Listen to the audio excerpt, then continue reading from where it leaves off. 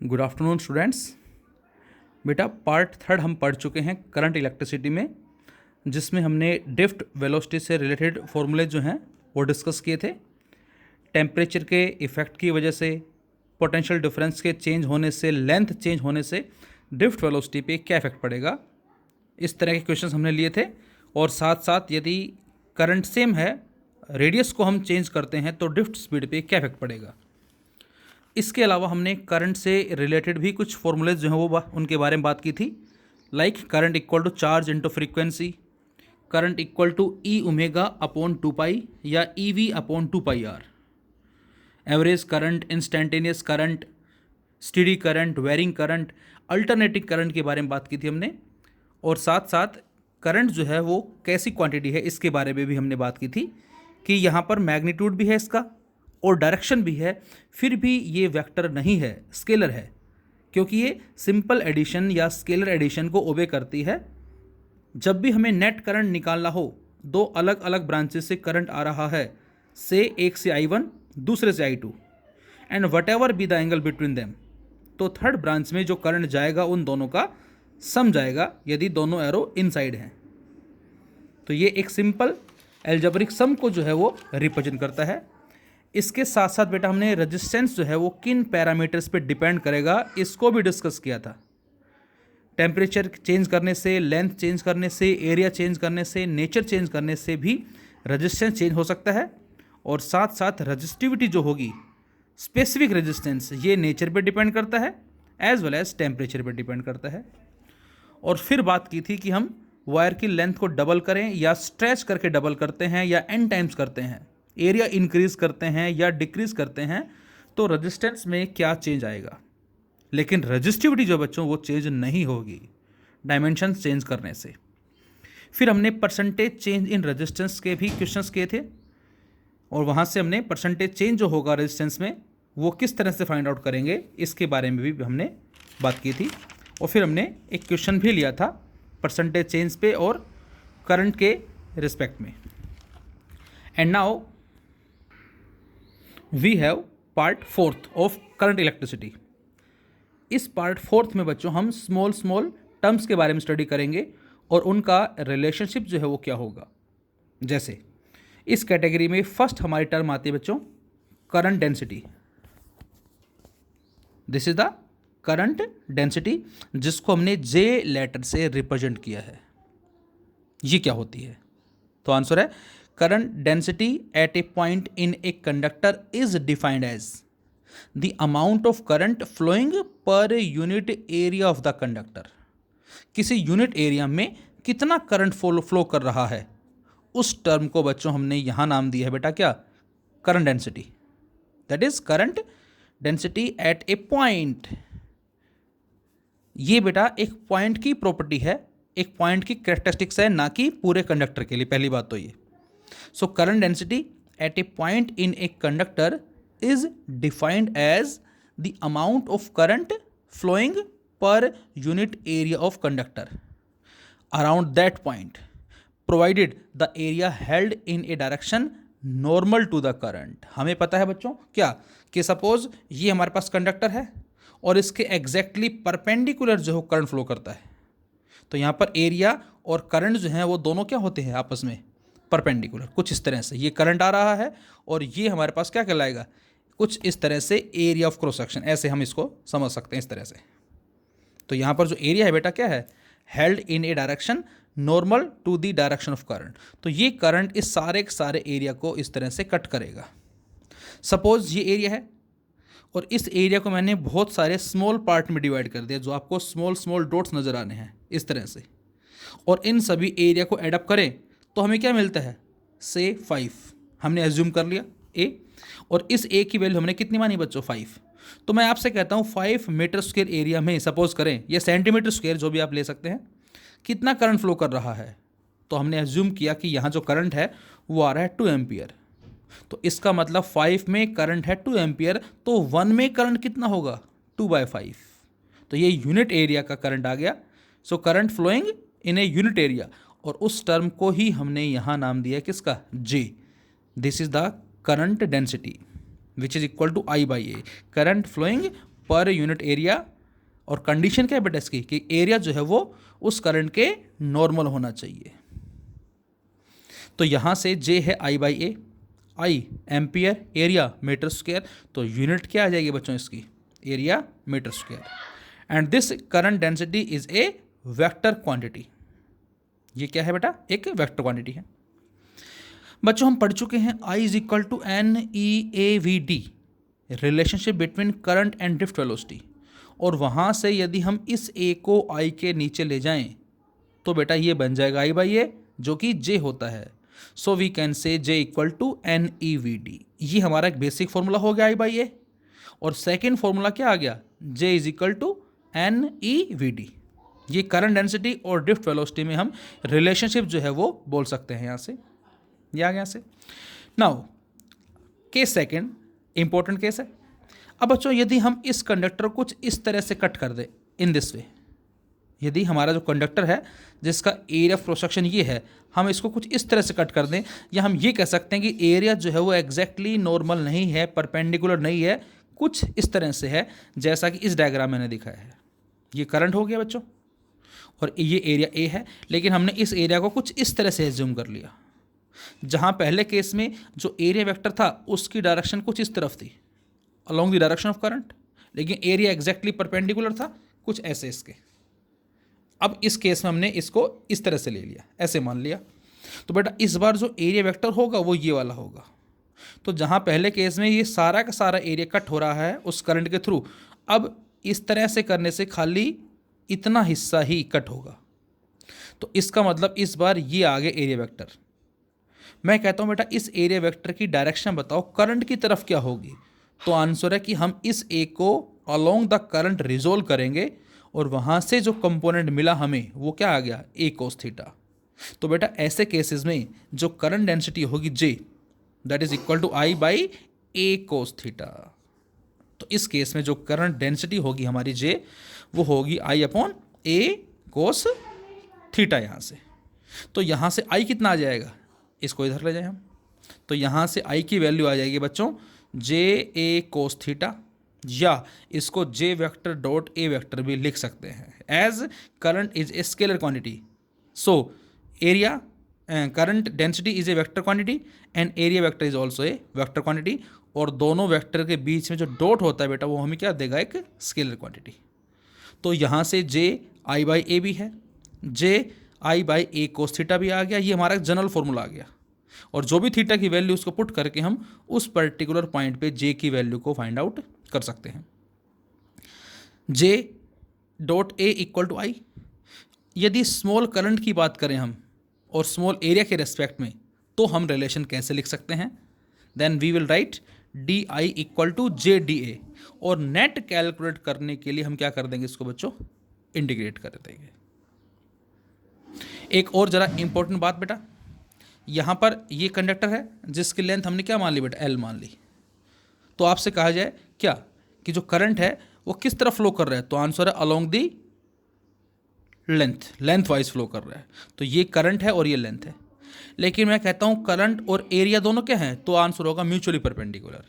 मतलब करंट और length parallel बोलेंगे हम, और करंट और एरिया क्या बोलेंगे बेटा हम, परपेंडिकुलर। ये करंट है, ये लेंथ है पैरेलल, ये करंट है एग्जैक्ट परपेंडिकुलर, इसके क्या हो गया, एरिया हो गया। So direction of current should be parallel to the length but perpendicular to the area. इस भी को भी हम आगे एक छोटे क्वेश्चन में यूज़ करेंगे, कैसे ज़रा देखते हैं अभी। अब यहाँ पर करंट डेंसिटी से रिलेटेड हमने एक नोट लिखा, जिसमें नोट नंबर 1 लिखा, the current density is A characteristics property of A point. ये बात आपको याद रखनी बेटा कि ये जो करंट डेंसिटी है ये कंप्लीट कंडक्टर के लिए ना हो कि ये पर्टिकुलर पॉइंट को रिप्रेजेंट करती है। उस पर्टिकुलर पॉइंट पे यूनिट एरिया में कितना करंट फ्लो कर रहा है, that is the current density, and not for the whole conductor. अभी पढ़ा हमने J equal to I by A, जिसमें 3 टर्म्स हैं। यदि मैं आपसे कहता हूँ एरिया कांस्टेंट है कंडक्टर का A, तो उस केस में हमारा आंसर होगा बेटा क्या, J is directly proportional to I या I is directly proportional to J। एक फैक्टर ज़्यादा होगा तो ऑब्वियस है दूसरा भी ज़्यादा होगा, और एक कम होगा दूसरा कम होगा।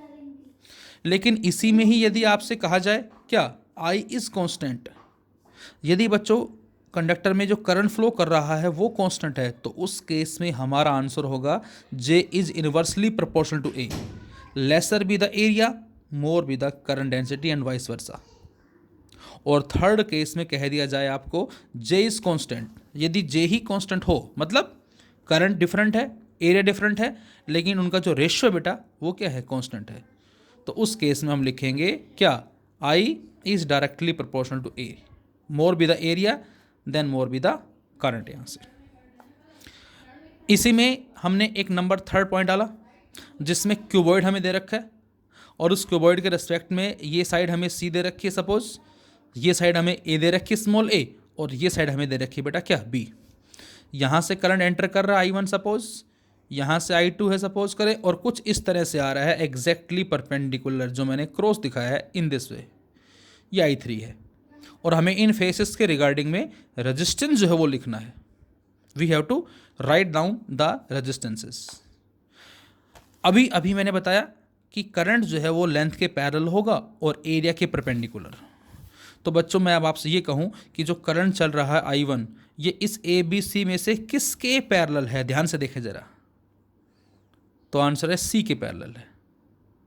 I2 किसके पैरेलल है बेटा, I2 ए के पैरेलल होगा, सॉरी बी के पैरेलल होगा, I2 बी के पैरेलल होगा, और जो I3 है जो कुछ इस तरह से आ रहा है वो इस ए के पैरेलल होगा।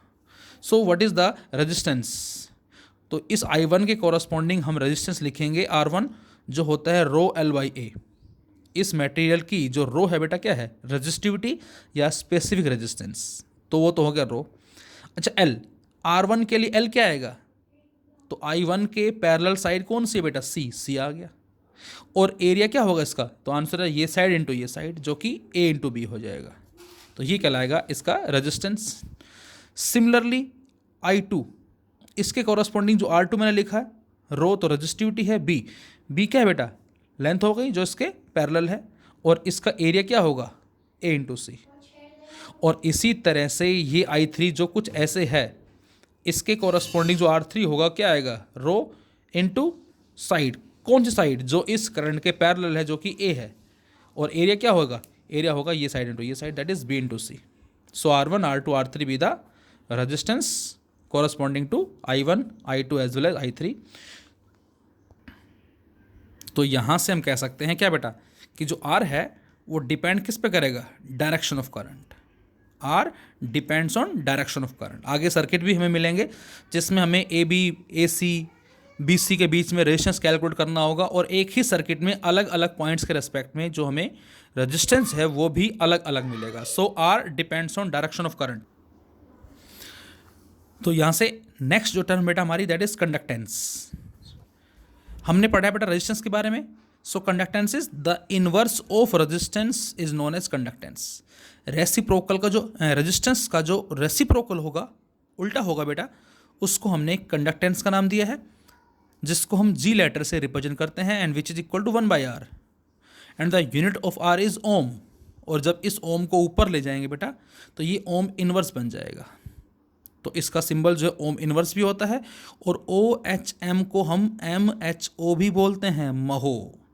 ये मैंने नहीं बताया है, ये ऑलरेडी एक्सपेरिमेंटली हम कह सकते हैं जो हम स्टडी कर रहे हैं बुक्स वगैरह के अंदर। तो बेटा OHM का उल्टा जो है वो MHO होगा, महो। सभी में नहीं लेकिन इस केस के अंदर ध्यान रहे। तो इस कंडक्टेंस की यूनिट क्या होगी, महो बोल सकते हो, या ओम इनवर्स कह सकते हो, या इसी सिंबल को उल्टा बना दो आप, ऐसे भी आप बोल सकते हो। सिमिलरली कंडक्टिविटी जो सिग्मा से रिप्रेजेंट होगी बेटा, ये क्या है, it measures the ability to conduct an electric current. Thermal conductivity हमने पढ़ी थी क्लास 11th में, उसी तरह से जो हीट को कंडक्ट करती है उसी तरह से यहाँ जो कंडक्टिविटी है जो बेटा वो इलेक्ट्रिक करंट के रिगार्डिंग में है, that is the it is measure the ability to conduct an electric current, and it is defined as the inverse of resistivity. Resistivity का जो उल्टा होगा उसको हमने नाम दिया है कंडक्टिविटी का। यूनिट क्या होगी बच्चों इसकी, तो आंसर है सिग्मा जो है that is 1/ρ, and ρ is ohm metre. और जब इसको ऊपर ले गए तो ओम इनवर्स मीटर इनवर्स, और ओम इनवर्स को अभी अभी हमने क्या लिखा, MHO। अब मीटर इनवर्स, अब METER को जैसे मैं लिखता हूँ METER, अब इसको RETEM मत कर देना आप, जैसे OHM को MHO कर दिया, उसी तरह से मीटर इनवर्स को RETEM नहीं करना, मीटर इनवर्स ही रहेगा। तो MHO that is ohm inverse ऐसे लिखें, मीटर इनवर्स हो गया। और इस ओम इनवर्स को बेटा हम साइमन भी बोलते हैं, ये साइमन साइंटिस्ट का नाम है, उसके नाम से इसका नाम दिया गया है साइमन मीटर इनवर्स, जिसको S लेटर से रिप्रेजेंट करते हैं। सो साइमन मीटर इनवर्स, इस तरह से भी इसकी यूनिट को हम लिख सकते हैं। अब बच्चों इसमें आता हमारा relationship between J sigma and E, जो हमारा बोर्ड एग्जाम में भी आता है और इस पे ग्राफ के क्वेश्चंस भी हमारे एग्जाम में आ चुके हैं फिलहाल। So we have to find out the relationship between J sigma and E, जिसको हम बोलते हैं microscopic form of the Ohm's law. तो बेटा J जो कि करंट डेंसिटी है, सिग्मा कंडक्टिविटी है, E इलेक्ट्रिक फील्ड है, इनमें रिलेशन ड्रॉ करना है। तो मैंने लिखा I is equal to NEAVD, और यहाँ से बच्चों इस A को ले गए हम नीचे, तो जब I A के नीचे जाएगा तो क्या बन जाएगा, ये बन जाएगा J। बोलो J बन गया। इधर क्या बचा, इधर बच गया NE इंटू E स्क्वायर बच गया बेटा, A तो उधर चला गया, इंटू टाउ बच गया और अपॉन में M बच गया और साथ में E बच गया। तो यहाँ से बन गया J by I by A that is J, और इधर से बन गया NE square tau upon M into E। और बच्चों ध्यान से देखें जरा, ये क्या बन गया, ये बन गया बेटा 1 बाय रो, क्योंकि रो होता है M upon NE square tau, ये NE square tau by M बना 1 बाय रो बन गया, और साथ में E, और 1 बाय रो क्या होता है, सिग्मा। तो यहाँ से आ गया J is equal to sigma E। और इसी रिलेशन को ड्रॉ करने का दूसरा मेथड क्या है बेटा, ओम्स लॉ से, that is V is equal to IR। अब I current, R rho L by A होता है बेटा हमारे पास। हम यहाँ से इस L को ले गए नीचे V बाई L, और इधर क्या बचा, इधर बच गया I into rho upon A, और I बाई A क्या बन गया, J बन गया। तो I बाई A को J लिख दिया, इंटू रो लिख दिया, और L को ले गए V के नीचे, और V बाई L क्या बन गया बच्चों, दैट इज इलेक्ट्रिक फील्ड। तो ये आ गया इलेक्ट्रिक फील्ड, और इधर J और रो को क्या लिखा 1 बाय सिग्मा, और सिग्मा उधर ले गए, तो फिर से क्या आ गया J is equal to sigma E। तो जो भी आपको ईजी लगे उससे आप ड्रॉ कर सकते हो, चाहे इस तरह से ड्रॉ करें और चाहे इस तरह से ड्रॉ करें। तो इसको बोलते हैं हम microscopic form of the Ohm's law. और बच्चों यहाँ से साफ पता लग रहा है कि J जो है वो डायरेक्टली प्रोपोर्शनल किसके, E के है। तो यदि हम J में और E में ग्राफ प्लॉट करें तो ग्राफ हमें कैसा मिलेगा, एक स्ट्रेट लाइन ग्राफ मिलेगा, और इसका स्लोप कैसा होगा बेटा, स्लोप होगा सिग्मा। कब, जब J और E ग्राफ प्लॉट करते हैं तो इसका स्लोप हमें मिलेगा सिग्मा। यदि J सिग्मा ग्राफ प्लॉट करते तो E हमें क्या मिलता है, इसका स्लोप मिलता। तो इसका मतलब स्लोप जो है वो डायरेक्टली किसके है, सिग्मा के है, कंडक्टिविटी के है। More slope more sigma more conductivity, less slope less sigma less conductivity. जैसे मैं आपसे कहता हूँ J में और E में हमें ग्राफ दे रखे हैं, और ये दो कंडक्टर्स हैं, दो कंडक्टिंग वायर्स हैं P और Q, इनके कॉरस्पॉन्डिंग। तो हमें बताना है कि P और Q में से किसके कॉरस्पॉन्डिंग कंडक्टिविटी कम होगी और किसके कॉरस्पॉन्डिंग कंडक्टिविटी ज़्यादा होगी। तो यहाँ से जो स्लोप कैलकुलेट करेंगे हम, वो डायरेक्टली सिग्मा क्या आएगा, और जिसका स्लोप ज़्यादा है उसकी कंडक्टिविटी ज़्यादा होगी। तो P के लिए जो कंडक्टिविटी है वो Q के कंपेरेटिवली ज़्यादा होगी। इसका मतलब सिग्मा ज़्यादा है तो रजिस्टिविटी कम होगी, और रजिस्टिविटी कम होने का मतलब टेम्परेचर लेस होगा। तो ये हमारा बोर्ड एग्जाम में भी आ चुका है, लेकिन उसमें क्वेश्चन कुछ इस तरह से पूछा गया था कि इनमें से किसको आप यूज़ करेंगे एज ए कनेक्टिंग वायर और as a making rheostat. Rheostat बनाने के लिए हम किन को यूज़ करते हैं और कनेक्टिंग वायर्स के लिए हम किन को यूज़ करते हैं। तो ये हम आगे भी डिस्कस करेंगे कि हम कनेक्टिंग वायर फॉर्म करने के लिए उन वायर को लेते हैं जिनके लिए हाई कंडक्टिविटी होती है, और जो हमारा रियोस्टेट बनाने के लिए हम उस वायर को लेते हैं जिसके लिए हाई रजिस्टिविटी होती है बेटा। तो उसके बिहाफ पे हमारा आंसर होगा, ये होगा कनेक्टिंग वायर्स के रूप में, और ये होगा for making as a rheostat high resistivity. तो इसकी रजिस्टिविटी ज़्यादा है, इसकी कंडक्टिविटी ज़्यादा है। तो ये हमारा बोर्ड एग्जाम में भी आ चुका है क्वेश्चन। इसी में एक हमारा छोटा सा रिलेशनशिप और है जिसको नाम दिया गया क्या, relationship between resistivity and electron mobility. Rho में और म्यू में क्या रिलेशन होगा? फिर से लिखा हमने I is equal to N E A V D, और इस ए को ले गए नीचे, I बाई ए बन गया बेटा, और यहाँ से एन ई वी डी, और वी डी क्या होता है बच्चों? म्यू बराबर होता है V D by E, then V D is equal to mu E, तो ये बन गया म्यू ई। और आई बाई ए क्या बन गया? जे, और जे होता क्या है? सिग्मा ई, तो ये बना जे, जे को हटा के सिग्मा ई लिखा, और इधर से N E into mu E, और ई से ई दोनों तरफ से cancel out, so sigma equal to N E mu, या सिग्मा की जगह 1/रो भी लिख सकते हैं हम, सो 1/रो equal to N E mu. So this is the relationship between resistivity and electron mobility.